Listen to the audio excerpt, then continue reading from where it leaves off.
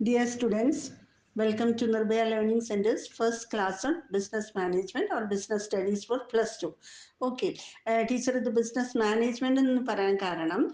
Last year we were studying about what are the various types of business or what is business, what are the formalities or procedures in starting the business. But this year we are going to deal with what is management and what are the activities or functions performed by the management in a book. Okay. India syllabus ഇത് മൊത്തം management regarding ആയിട്ടാണ് ഈ ഒരു book പോകുന്നത്. അതുകൊണ്ട് തന്നെ നമുക്ക് business സ്റ്റഡീസിൽ managerial പാർട്ടാണ് പ്ലസ് ടുവിന് കൂടുതലായിട്ട് വരുന്നത്. ഓക്കെ, അപ്പൊ എന്താണ് ഈ മാനേജ്മെന്റ്? മാനേജ്മെന്റ് എന്ന് പറഞ്ഞാൽ നമുക്ക് it is an individual or A group of individual. അത് ആദ്യം മനസ്സിലാക്കാം. മാനേജ്മെന്റ് എന്ന് പറഞ്ഞാൽ ഒരു സിംഗിൾ പേഴ്സൺ ആവാം or A group of person. It depends upon the nature and size of the business. Okay, ഒരു സോൾ പ്രൊപ്പറൈറ്റർഷിപ്പ് ബിസിനസ്സിൽ നിങ്ങൾക്ക് അറിയാം മാനേജ്മെന്റ് എന്ന് പറയുന്നത് ആരാണോ നടത്തിപ്പുകാരൻ അയാൾ ഒറ്റപ്പെട്ട വ്യക്തിയാണ്, ആ ഒരു വ്യക്തിയാണ്. പക്ഷേ മറ്റ് ബിസിനസ് ഓർഗനൈസേഷനിൽ നമ്പർ വേരിയേഷൻ ഉണ്ടാവും. They may be known as managing directors, board of directors, അല്ലെങ്കിൽ സെക്രട്ടറി, അതും അല്ലെങ്കിൽ ചെയർമാൻ, ഇങ്ങനെയുള്ള പേരുകളിലൊക്കെ തന്നെയാണ് മാനേജ്മെന്റ് ബോർഡ് അല്ലെങ്കിൽ മാനേജ്മെന്റ് അതോറിറ്റീസ് അറിയപ്പെടുക. കൂടാതെ different levels of management are also there. ഓരോ ഡിപ്പാർട്ട്മെന്റ് വൈസ് മാനേജർ ഉണ്ടാവും, finance manager, then purchase manager, production manager, അങ്ങനെ പല മേഖലകളിൽ, അതായത് പല മാനേജ്മെന്റ് 3 ലെയേഴ്സ് ഉണ്ട്. അപ്പോൾ ഓരോ ലെയറിലും മാനേജ്മെന്റ് ഡെസിഗ്നേഷനിൽ ഇരിക്കുന്ന വ്യക്തികൾ പല പേരിൽ അവരുടെ റോളിനനുസരിച്ചാണ് അറിയപ്പെടുക. അതിന്റെ ഡീറ്റെയിൽസ് പിന്നീട് നമുക്ക് പഠിക്കാം. എന്തായാലും മാനേജ്മെന്റ് എന്ന് പറഞ്ഞാൽ ഒരു ഗ്രൂപ്പ് ഓഫ് പീപ്പിൾ ആണെന്ന് നമ്മൾ മനസ്സിലാക്കുക. And what is their aim? They aims at planning. അവരുടെ എയിം പറഞ്ഞാൽ they are not doing anything but they are planning everything and they are they are just like observers. അവർ ഒരു observer ആണ്. And they guides and they are just like a guide or a director. അവരെന്ത് ചെയ്യുന്നു? They direct this other forces, labor forces or human resources of the particular business towards, ഇനിയുള്ള കാര്യങ്ങൾ ശ്രദ്ധിക്കേണ്ടത്, towards survival, growth, profit and profitability of the business. മനസ്സിലായല്ലോ? ഇപ്പൊ ഇവര് they are not doing anything. അവര് ഒരു കാര്യം ചെയ്യില്ല, പക്ഷെ they are getting things done through others. മറ്റ് ജോലിക്കാരെ വെച്ചുകൊണ്ട് അവരെ ഏതിലേക്ക് ഗൈഡ് ചെയ്യാണ്? 4 കാര്യങ്ങളിലേക്കാണ് ഗൈഡ് ചെയ്യുന്നത്. ഒന്ന്, സർവൈവൽ ഓഫ് ദ ബിസിനസ്, ബിസിനസ്സിനെ നിലനിർത്തി കൊണ്ടുപോവാം. ദെൻ പതുക്കെ പതുക്കെ growth and development of the business, ബിസിനസിന്റെ വളർച്ച, വികസനം. മൂന്നാമത്തെ ബിസിനസ്സിന്റെ ലാഭം. നാലാമത്തത് പ്രോഫിറ്റബിലിറ്റി, പറഞ്ഞാൽ ലാഭം ഉണ്ടാക്കിയെടുക്കാനുള്ള, കണ്ടിന്യൂസ് ആയിട്ട് ലാഭം കൊയ്തെടുക്കാനുള്ള ആ പ്രവണത. സ്ഥിരമായി 5-10 വർഷങ്ങൾ നീണ്ടു നിൽക്കുന്ന ലാഭം, തിരിഞ്ഞു നോക്കാത്ത ഒരവസ്ഥ, ബിസിനസ്സിന് മുന്നോട്ടുള്ള പടികൾ. അപ്പൊ ഇതിനെയാണ് പ്രോഫിറ്റബിലിറ്റി എന്ന് പറയുക. പ്രോഫിറ്റബിലിറ്റി പറഞ്ഞാൽ the ability of the business to make continuous profit for a long period of time. ഇതാണ് മാനേജ്മെന്റ് എന്ന് പറയുന്നത്. അപ്പൊ what is management? Again, management is an art. ഇതൊരു കലയാണ് അല്ലെ ശരിക്കും പറഞ്ഞാല്. അതായത് നമ്മളൊന്നും ചെയ്യാതെ മറ്റുള്ളവരെ ഡയറക്റ്റ് ചെയ്യാണ്. അപ്പോൾ it is an art of getting things done through others. എന്തിനു വേണ്ടിയിട്ടാണ്? To achieve the goals of the business effectively and efficiently. നമ്മുടെ ബിസിനസ്സിന്റെ ഗോൾസ് പറഞ്ഞ ലക്ഷ്യങ്ങൾ ഇഫക്റ്റീവായിട്ടും എഫിഷ്യൻ്റ് ആയിട്ടും നേടിയെടുക്കാൻ വേണ്ടിയിട്ട് മറ്റുള്ളവരെ ഗൈഡ് ചെയ്യുന്ന ആ ഒരു പ്രോസസ്സിനെയാണ് പറയുന്നത്, ആ ഒരു ആക്ടിവിറ്റിയാണ് പറയുന്നത് മാനേജ്മെന്റ് എന്ന് പറയുന്നത്. So we can say that management is an art, ഒരു കലയാണ് മാനേജ്മെന്റ് എന്ന് പറയുന്നത്. അവിടെ management plays an important role in the growth, development, profit and profitability of the business. Okay, അത് കൂടാതെ തന്നെ ഈ ഗ്രോത്ത്, അതായത് survival, growth, development, profit, profitability, ഇതിനൊക്കെ വേണ്ടിയിട്ട് എന്ത് ചെയ്യണം? മാനേജ്മെന്റ് ചില പ്ലാൻസ് എടുക്കണം. ആ പ്ലാൻസ് മറ്റുള്ളവരെ ത്രൂ, മറ്റ് എന്താ പറയുക, ലേബർ ഫോഴ്സിന്റെ ത്രൂ, ഹ്യൂമൻ റിസോഴ്സിനെ ഉപയോഗിച്ചുകൊണ്ട് അത് നേടിയെടുക്കണം. ആ നേടിയെടുക്കുന്നത് എങ്ങനെ ആയിരിക്കണം? എന്താണ് ലക്ഷ്യം? അവിടെ ഗോൾ എന്താണെന്ന് വെച്ചാൽ maximum production with minimum input, with minimum resources കുറച്ചുകൊണ്ട് ടൈമും കുറച്ചുകൊണ്ട് മാക്സിമം ഉൽപ്പാദിപ്പിക്കാമെന്നായിരിക്കണം ഓരോ മാനേജറുടെയും ലക്ഷ്യം. അപ്പൊ ക്ലിയർ ആണല്ലോ മാനേജ്മെന്റ് എന്താണെന്നുള്ളത്?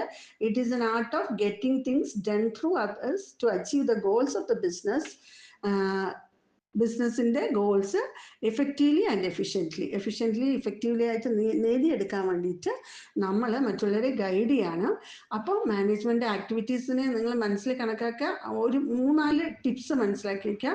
Management aims at survival, growth, profit and profitability of the business. For that, they are undertaking certain plans and they are implementing it to other workforce through and implement, and their aim is maximum production, maximum output with minimum resources and time. Clear ആയല്ലോ എന്താണ് management എന്നുള്ളതിന്റെ അർത്ഥം? എല്ലാവർക്കും മനസ്സിലായിട്ടുണ്ടാവും എന്ന് വിശ്വസിക്കുന്നു. നമ്മൾ നോക്കാൻ പോകുന്നത്, നമ്മൾ പറഞ്ഞു മാനേജ്മെന്റ് എന്ന് പറയുന്നത് ഒരു ആർട്ടാണ്. Getting things done through others effectively and efficiently.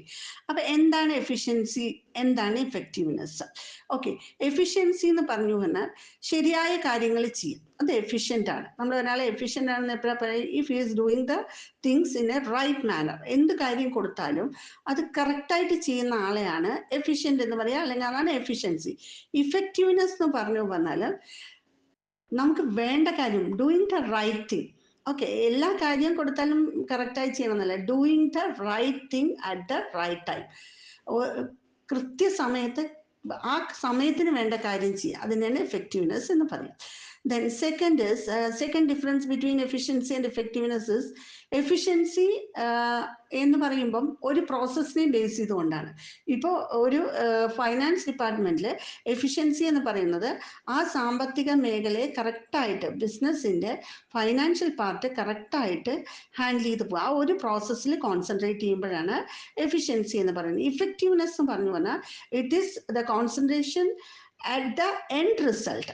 Okay, it focus at the end result of the business. Effectiveness എന്ന് പറഞ്ഞു പറഞ്ഞാൽ എല്ലാ കാര്യങ്ങളും കൃത്യമായി ചെയ്ത് ബിസിനസ്സിന്റെ ലാഭത്തിലേക്ക് എത്തിക്കുക എന്നുള്ളതാണ് അവിടെ ലക്ഷ്യം. Okay, and efficiency, another difference between efficiency and effectiveness is efficiency is the ratio of input and output and focus on getting maximum output with minimum effort resources. Efficiency എന്ന് പറയുന്നത് ഇൻപുട്ട് ഔട്ട്പുട്ട് വെച്ചിട്ടാണ് നമ്മൾ താരതമ്യം ചെയ്യേണ്ടത്. അതായത് output കൂടുതലാക്കുക, maximum result ഉണ്ടാക്കുക. പക്ഷെ അതിനുപയോഗിക്കുന്ന resource ആയാലും അതിനുപയോഗിക്കുന്ന എഫേർട്ട് ആയാലും ലെസ് ആക്കുക. അതാണ് എഫിഷ്യൻസി എന്ന് പറയുന്നത്. അതായത് നമുക്കൊരു കോമ്പറ്റീഷനിൽ പങ്കെടുക്കുമ്പോൾ നമ്മുടെ എഫിഷ്യൻസി എന്ന് പറയുന്നത് എന്താണ്? ആദ്യം പെട്ടെന്ന് ഓടിയെത്തുന്ന, അല്ലേ, ആമി മൊയിലിൻ്റെ കഥയിൽ പെട്ടെന്ന് ഓടിയെത്തുന്ന, വലിയ എഫേർട്ടൊന്നും ഇടാതെ മാക്സിമം ഔട്ട്പുട്ട് മിനിമം ടൈം എടുത്തിട്ട് എടുക്കുന്നവൻ. ഇഫക്റ്റീവ്നെസ് എന്ന് പറയുമ്പോഴെന്താണ്? It is constantly measured if the actual output meets the desired output or not. Result കിട്ടിയത് എന്തെങ്കിലും ആവാൻ പാടില്ല, നമ്മൾ വിചാരിച്ച രീതിയിലായിരിക്കണം. ആ quality is very very important in effectiveness. Whereas in efficiency we give priority to the quantity. അവിടെ നമ്മൾ ക്വാണ്ടിറ്റിക്കാണ് ഇമ്പോർട്ടൻസ് കൊടുക്കുന്നത്, ക്വാളിറ്റി നോക്കില്ല. മിനിമം സമയം കൊണ്ട് മാക്സിമം പ്രൊഡക്ഷൻ, ആ വസ്തുക്കളുടെ നിലവാരമല്ല നമ്മൾ അവിടെ നോക്കുന്നത്. പക്ഷേ ഇഫക്റ്റീവ്നെസ്സിൽ നമ്മൾ അതല്ല നോക്കുന്നത്, അവിടെ quality is also very very important. അതാണ് നമ്മൾ പറഞ്ഞ ഡിസൈഡ് ഔട്ട്പുട്ട് കിട്ടിയോ എന്നുള്ളത് നമ്മൾ ശ്രദ്ധിക്കണം. ഓക്കെ, എഫിഷ്യൻസി എന്ന് പറയുന്നത് it is ability to do something or produce something without wasting the materials, time and energy. ഒരു വസ്തുവും വേസ്റ്റായി പോകാതെ, അല്ലെങ്കിൽ സമയം വേസ്റ്റ് ആക്കാതെ, എനർജി വേസ്റ്റ് ആക്കാതെ മാക്സിമം ഉണ്ടാക്കുമ്പോഴാണ് എഫിഷ്യൻസി എങ്കിൽ, ഇഫക്റ്റീവ്നെസ് പറയുന്നത് ശരിയായ സമയത്ത് ശരിയായ വസ്തു ശരിയായ രീതിയിൽ ഉണ്ടാക്കുകയാണ്. Effectiveness is doing right things in the right way at the right time. അപ്പോൾ ഇതിൽ നിന്ന് നമുക്കൊരു കൺക്ലൂഷൻ എടുക്കാം. എഫിഷ്യൻസിയും ഇഫക്റ്റീവ്നെസ്സും എന്താണ് തമ്മിലുള്ള വ്യത്യാസം? എഫിഷ്യൻസിയിൽ മെയിൻ എയിം എന്താ വെച്ചാൽ less time more production.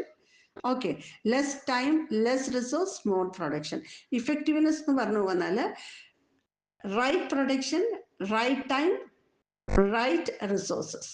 Okay, അപ്പോൾ right things, right time, right way, അതാണ് എഫിഷ്യൻസി ഇഫക്റ്റീവ്നെസ്സിൻ്റെ അന്തിമമായിട്ടുള്ള നമുക്ക് ഒരു വിലയിരുത്തപ്പെടുന്ന ഒരു നിർവചനം എന്ന് പറയുന്നത്. Efficiency aims at, efficiency means producing maximum output with minimum resources and time. there we are not concentrating giving priority to the quality of the product. Maximum numbers ഉണ്ടാക്കാം. Effectiveness എന്ന് പറഞ്ഞാൽ we have to produce the right thing in the right way and at the right time. So this is the difference between efficiency and effectiveness, and these two qualities should be possessed by the management. ഈ രണ്ട് ക്വാളിറ്റിയും എന്തുണ്ടായിരിക്കണം? മാനേജ്മെന്റിന് ഉണ്ടായിരിക്കണം. Okay, അപ്പൊ ഈ കാര്യം മനസ്സിലായല്ലോ, difference between effectiveness, efficiency and effectiveness. So we can move on to next topic. Our next topic is definition for business management. Business മാനേജ്മെന്റിന്റെ ഡെഫിനിഷനാണ് നോക്കാൻ പോകുന്നത്. ബിസിനസ് മാനേജ്മെന്റ് രണ്ട് രീതിയിൽ ഡിഫൈൻ ചെയ്തിട്ടുണ്ട്. കുറേ ഡെഫിനിഷൻസ് ഉണ്ട്. അതിൽ മോസ്റ്റ് ഇമ്പോർട്ടൻറ്റ് വന്ന രണ്ട് ഡെഫിനിഷനാണ്. ഒന്ന് father of general management Henry ഫയോളിന്റെ ഡെഫിനിഷനും, second definition is the scientific management definition given by father of scientific management FW Taylor. FW Taylor പറഞ്ഞാൽ ഫ്രെഡറിക് വിൻസ്ലോ ടൈലർ. അപ്പൊ രണ്ടുപേരുടെ ഡെഫിനിഷൻസ് നമുക്ക് നോക്കാം. ഒരാൾ ജനറൽ മാനേജ്മെന്റിനെ കുറിച്ചാണ് പറയുന്നത്. ബിസിനസ് മാനേജ്മെന്റ് ഇൻ ജനറൽ ആണ് നോക്കുന്നത്. ഏത് സ്ഥാപനമാണെങ്കിലും അവിടെ മാനേജ്മെന്റ് എന്ന് പറയുമ്പോൾ പൊതുവായിട്ട് കാണപ്പെടേണ്ട ചില കാര്യങ്ങൾ. ഇതാ FW ടൈലർ അതിനെ വെട്ടിമുറിച്ച് ശാസ്ത്രീയമായ രീതിയിലാണ് നമുക്ക് പറഞ്ഞു തരുന്നത്. അപ്പൊ നമുക്ക് രണ്ട് ഡെഫിനിഷനും നോക്കാം. ബിസിനസ് മാനേജ്മെന്റിന്റെ ഡെഫിനിഷൻ പറഞ്ഞാൽ ബിസിനസ് മാനേജ്മെന്റ് ഹെൻറി ഫയലിന്റെ ഡെഫിനിഷൻ പറയുന്നത് management is to forecast and to plan, to organize, to coordinate, to control. ചെറിയ ഡെഫിനിഷനാണ്. ബിസിനസ് മാനേജ്മെന്റ് എന്ന് പറഞ്ഞാൽ നമ്മൾ ആദ്യം തന്നെ എന്തെങ്കിലും ഒരു കാര്യം ചെയ്യാൻ പോകുമ്പോൾ ഒരു മാനേജർ എന്ത് ചെയ്യണം? അത് ഫോർകാസ്റ്റ് ചെയ്യണം. വരാൻ പോകുന്ന കാര്യം കാലേ കൂട്ടി മനസ്സിലാക്കി വെക്കുക, അതിനനുസരിച്ച് പ്ലാൻ ചെയ്യുക, എന്നിട്ട് ഓർഗനൈസ് ചെയ്യുക. പ്ലാൻ ചെയ്ത് കഴിഞ്ഞാൽ ഓർഗനൈസ് ചെയ്യണം. ഓർഗനൈസ് ചെയ്യുമ്പോഴാണ് നമുക്ക് ഈ 7 M's ആവശ്യം വരുന്നത്.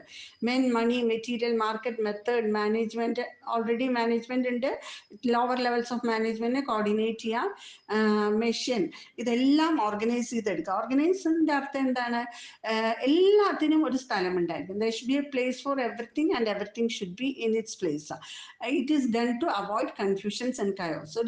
എവിടെയും ഒരു വീട്ടിലാണെങ്കിൽ തന്നെ ഇപ്പൊ കിച്ചണിൽ നമുക്ക് ഒരു ഹാഫ് ആൻ അവറിൽ ഒരു ബിരിയാണി കുക്ക് ചെയ്തെടുക്കണം എന്നുണ്ടെങ്കിൽ എല്ലാ സാധനങ്ങളും അതിന് വേണ്ട എല്ലാ ഇൻഗ്രീഡിയൻസും റൈറ്റ് പ്ലേസിൽ റൈറ്റ് ടൈമിൽ കിട്ടണം നമ്മുടെ കയ്യിൽ, അല്ലെ? അപ്പൊ there should be a place for everything and everything should be in its place. എല്ലാത്തിനും ഒരു സ്ഥലമുണ്ട്, എല്ലാം ആ സ്ഥലത്ത് തന്നെ ഉണ്ടായിരിക്കുകയും വേണം.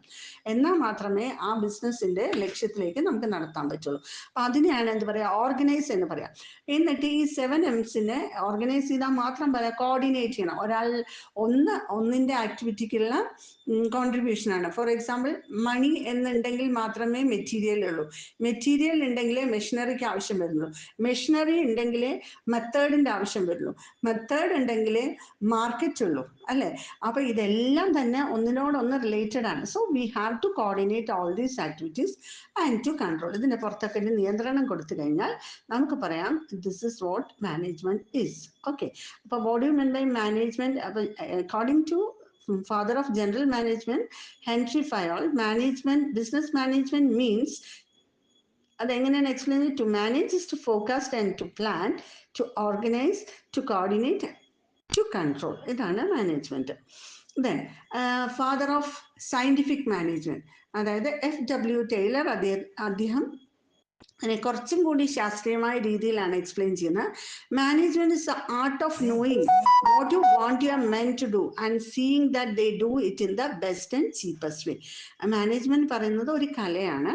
അവിടെ ആ കലയിൽ നമ്മൾ എന്താ മനസ്സിലാക്കേണ്ടത്? What you want your men to do. നിങ്ങൾ എന്താണോ നിങ്ങളുടെ മെൻ എന്ന് പറയുന്ന വർക്കേഴ്സിനോട് ചെയ്യാൻ ആഗ്രഹിക്കുന്നത് അത് അവർക്ക് പറഞ്ഞ് മനസ്സിലാക്കി റെഡിയാക്കുക. And then seeing that they do it in the best and cheapest way. എന്നിട്ട് നോക്കുക അവർ നന്നായിട്ട് അത് ചെയ്യുന്നത്. അത് എങ്ങനെ ചെയ്യണം? ബെസ്റ്റായി ചെയ്യണം, അധികം ചെലവും ആവാൻ പാടില്ല. ഓക്കെ, അവിടെയാണ് നമ്മൾ പറഞ്ഞത് maximum output with minimum resources എന്നുള്ളത്.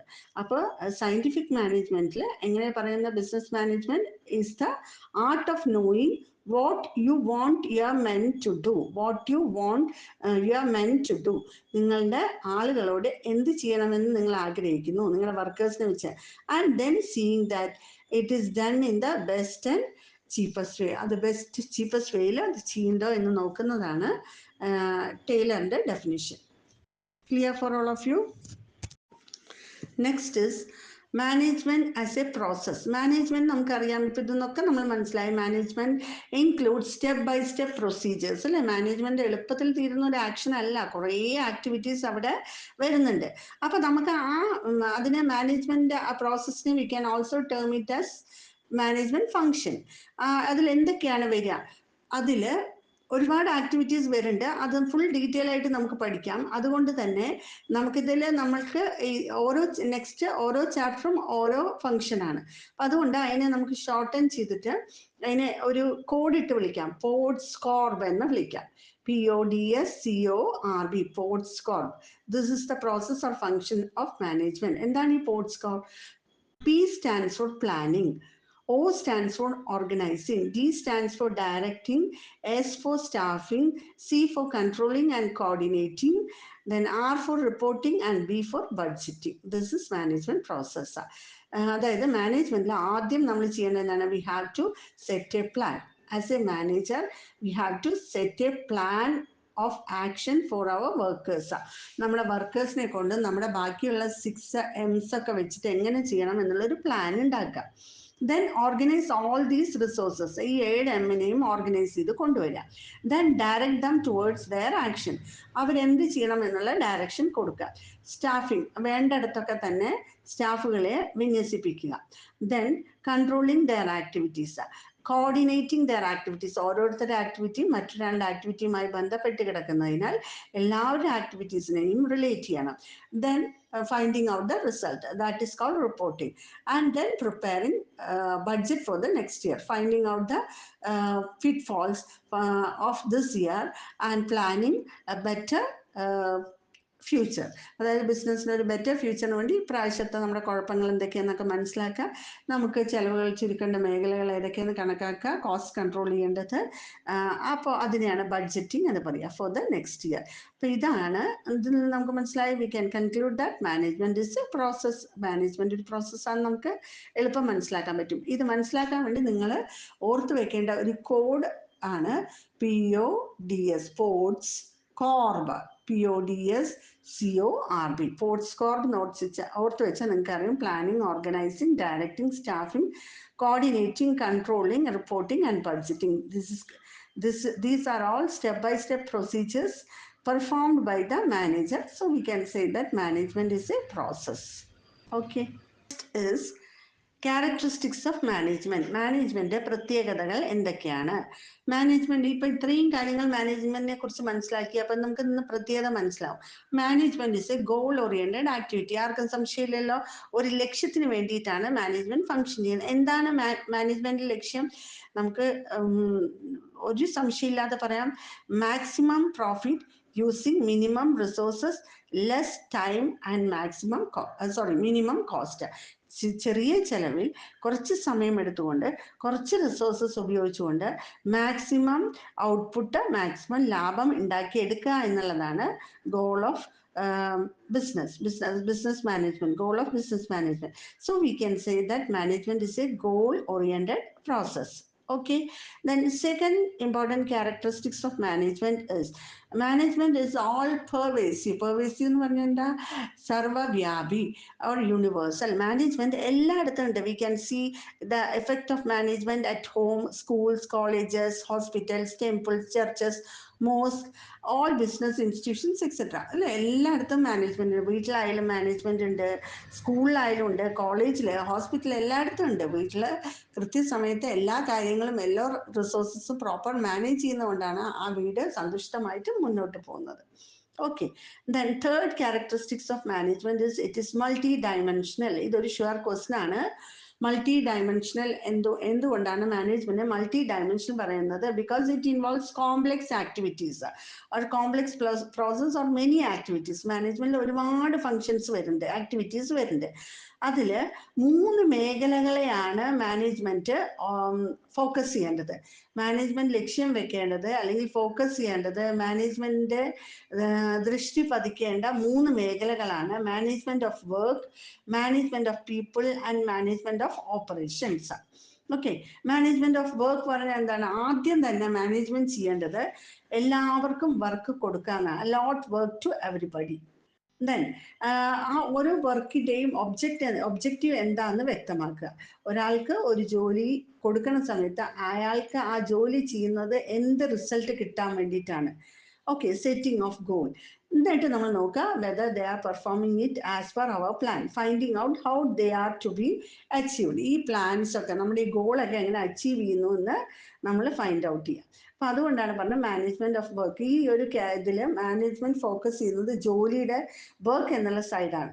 വർക്കുകൾ എന്തൊക്കെ വർക്കുകൾ സ്ഥാപനത്തിൽ ഉണ്ടെന്ന് തരംതിരിക്കുക, ഓരോ വർക്കിന്റെയും ലക്ഷ്യം എന്താണെന്നും അതിന് വേണ്ട ഗോളും സെറ്റ് ചെയ്യുക, എന്നിട്ട് അതെങ്ങനെ ചെയ്ത് തീർക്കണമെന്നും ഡിസൈഡ് ചെയ്യുക. അതാണ് മാനേജ്മെന്റ് ഓഫ് വർക്ക്.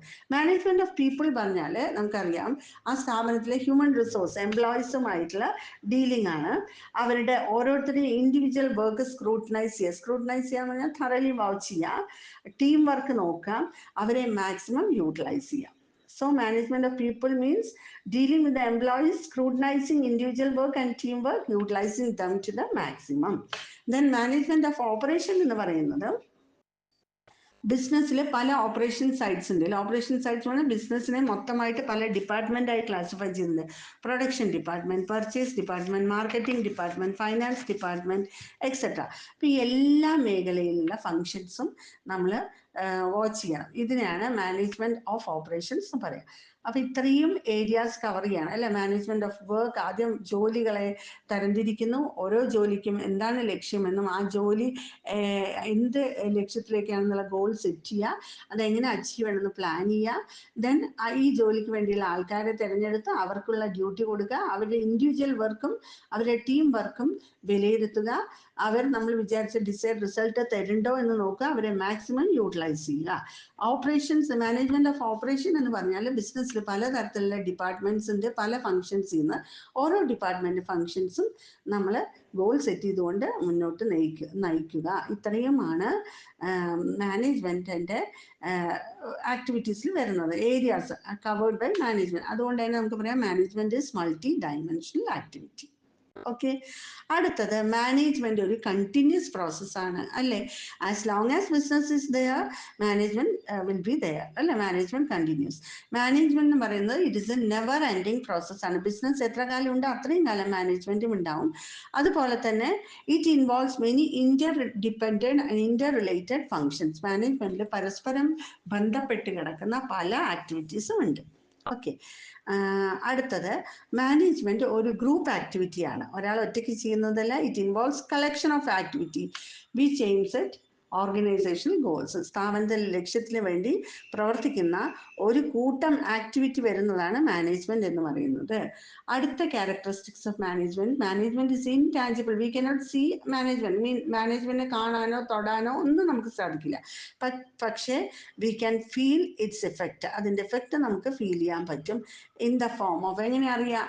ബിസിനസ്സിന് ഒരു നിലനിൽപ്പ് കിട്ടിയാൽ, സർവൈവൽ, ബിസിനസ് ഗ്രോത്ത് ഉണ്ടായാൽ, ബിസിനസ്സിന് ഡെവലപ്മെന്റ് ഉണ്ടായാൽ, പ്രോഫിറ്റ് ഉണ്ടായാൽ, പ്രോഫിറ്റബിലിറ്റി ഒക്കെ ഉണ്ടായിക്കഴിഞ്ഞാൽ നമുക്കറിയാം management of the institution is very effective and efficient എന്ന് നമുക്ക് പറയാൻ പറ്റും. So these are the characteristics of management. Next topic is objectives of management. Management ലക്ഷ്യം എന്ത്? മാനേജ്മെന്റ് ഏത് സ്ഥാപനം ആയിക്കോട്ടെ, മാനേജ്മെന്റ് 3 ലക്ഷ്യത്തിന് വേണ്ടിയിട്ട് പ്രവർത്തിക്കണം. ഒന്ന് organisational objective, second one is social objective, third one is personal objective. Organisational objective എന്ന് പറഞ്ഞാൽ എന്താണ്? സ്ഥാപനത്തിന്റെ ലക്ഷ്യത്തിന് വേണ്ടി പ്രവർത്തിക്കണം. എന്താണ് സ്ഥാപനത്തിന് വേണ്ടി മാനേജ്മെന്റ് മനസ്സിൽ കാണേണ്ട ലക്ഷ്യം? സ്ഥാപനത്തിന്റെ survival means existence or creating A position for business in the market. ഒരു നിലനിൽപ്പ് ബിസിനസ്സിന് മാർക്കറ്റില്. ABC കമ്പനി എന്ന് പറഞ്ഞ ഒന്ന് രൂപീകരിച്ചാൽ ABC കമ്പനിക്ക് അതിൻ്റെതായ മാർക്കറ്റിൽ ഒരു സ്ഥാനം, അതാണ് സർവൈവൽ. ദെൻ ഗ്രോത്ത്, പിന്നെ വളർച്ച. ദെൻ പ്രോഫിറ്റ്, ലാഭം ഉണ്ടാക്കുക. Profitability means the ability to make continuous profit. ഇത്രയുമാണ് ഓർഗനൈസേഷണൽ ഒബ്ജക്റ്റീവ്സിന് വരുന്നത്. സോഷ്യൽ ഒബ്ജക്റ്റീവ്സ് എന്ന് പറഞ്ഞാലോ, this is the objectives of management or it is the responsibility or commitment of management towards society. നമ്മൾ ഒരു ബിസിനസ് ചെയ്യുമ്പോൾ നിലനിൽക്കുന്നത് എവിടെയാണ്? സമൂഹത്തിലാണ്. അപ്പൊ സമൂഹത്തിനോട് നമുക്കൊരു റെസ്പോൺസിബിലിറ്റി, പ്രതിബദ്ധതയുണ്ട് അല്ലെ? സമൂഹത്തിന്റെ നന്മയ്ക്കായി നമ്മളും ചില ആക്ടിവിറ്റി, കാരണം ഈ സമൂഹത്തിലെ ജനങ്ങളാണ് നമ്മളുടെ പർച്ചേസേഴ്സ് അല്ലെങ്കിൽ ക്ലയൻസ് എന്ന് പറയുന്നത്.